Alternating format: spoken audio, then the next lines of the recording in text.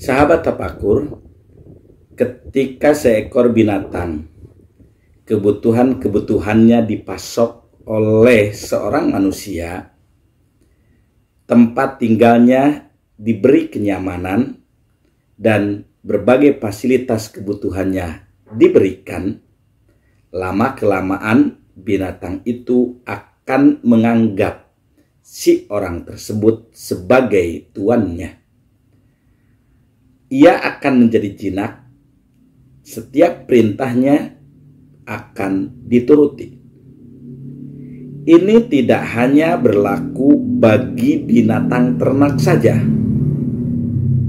Binatang buas sekalipun, ketika segala kebutuhannya diberikan, ancaman-ancaman dari luar dihilangkan, lama-kelamaan binatang buas itu akan berubah menjadi jinak.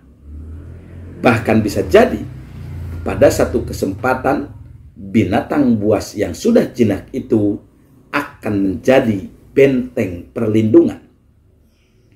Anjing misalnya, ketika anjing dikasih makan, kemudian dikasih minum dan berbagai macam fasilitas, si anjing itu akan menganggap orang tersebut menjadi tuannya. Ketika ada bahaya yang mengancam si tuannya itu, ia berani mengorbankan diri. Sahabat tafakur, itu insting binatang. Lalu kalau kita coba lihat pada kehidupan manusia, ternyata manusia pun sama. Ketika seseorang kebutuhannya senantiasa diberikan, kemudian ia diselamatkan dari ancaman tertentu, dalam dirinya ada rasa yang begitu tulus untuk membalas budi orang yang telah memberi dan telah menolongnya, walaupun si yang memberi itu tidak meminta dan menuntut kepada orang tersebut. Nah, sebagai contoh misalnya, ketika seseorang memiliki kolam, kemudian setiap kali ia memancing ikan di kolam tersebut, ia memberi orang terdekat dari kolam itu. Pada suatu waktu, kolam itu akan dicuri orang. Kemungkinan besar orang-orang yang berada di sekitar kolam tersebut akan bereaksi untuk menyelamatkan kolam tersebut. Semua itu dilakukan sebagai bentuk balas jasa terhadap kebaikan yang diberikan si pemilik kolam. Nah, untuk manusia itu disebutnya fitrah. Lalu kalau kita coba tanya, kira-kira manusia itu diberi sesuatu yang sangat vital. Manusia itu pada awalnya tidak disebut apa-apa. Kemudian oleh Allah diberi nyawa. Yang dengan nyawa itu, ia akan disebut apa-apa. Nyawa itu menjadi modal hidup bagi manusia. Bukan hanya sekedar modal dasar. Tapi kalau kita tanya lagi, siapa yang menyiapkan tempat yang nyaman bagi manusia? Jawabannya Allah Subhanahu wa Ta'ala.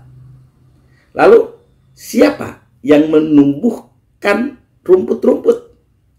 Siapa yang menumbuhkan buah-buahan? Siapa yang menumbuhkan padi? Semua makanan itu sangat diperlukan untuk kehidupan manusia.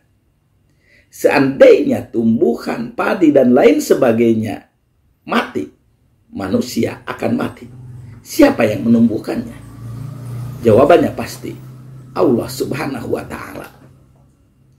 Bukan hanya tumbuhan, manusia pun memerlukan air. Apakah manusia mampu menciptakan air dengan sendirinya?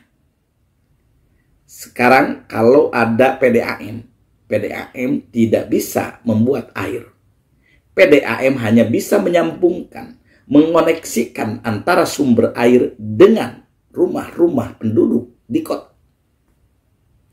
Saat manusia membuat sumur, bukan manusia membuat air, tetapi manusia menghubungkan antara sungai di bawah tanah dengan pipa yang dimasukkan ke dalamnya.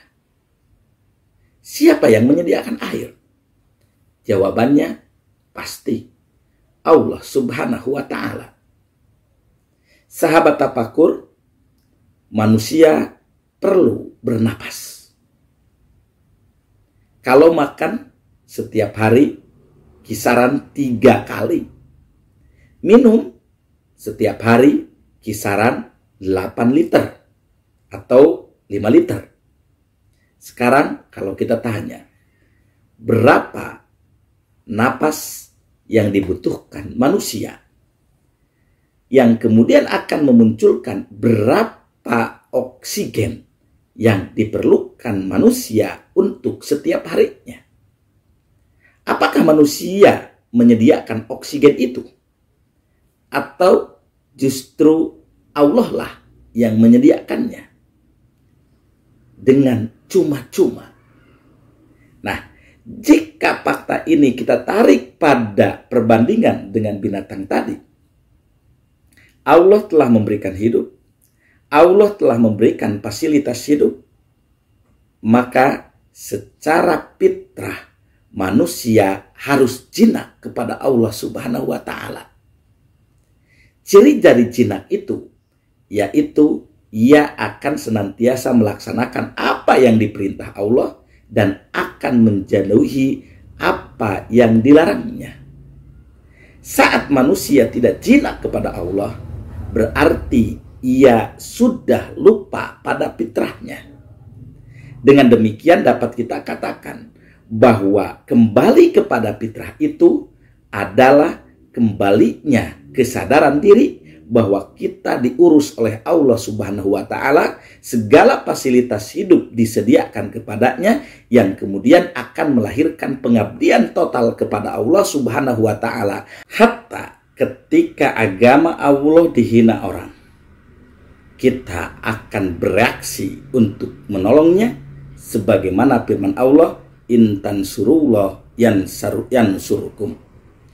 Ini mengisyaratkan kepada kita semua, salah satu fitrah keagamaan adalah pengabdian secara total kepada Allah Subhanahu wa Ta'ala, melakukan perlawanan terhadap siapa saja yang menghinakan agama Allah karena kesadaran diri apa yang diperlukan, apa yang dibutuhkan, semuanya berasal dari Allah Subhanahu wa Ta'ala. Saat seseorang sudah lupa pada perintahnya, melanggar perintahnya, tidak mau mengikuti aturannya, berarti ia tidak disebut memiliki fitrah kemanusiaan. Kalau hari ini kita sebentar lagi masuki Idul Fitri, kembali kepada fitrah, maka kembali kepada fitrah itu dapat kita maknai dengan kembalinya kesadaran akan diri sebagai hamba Allah, sehingga ia akan mengabdi kepadanya secara total tanpa pamrih.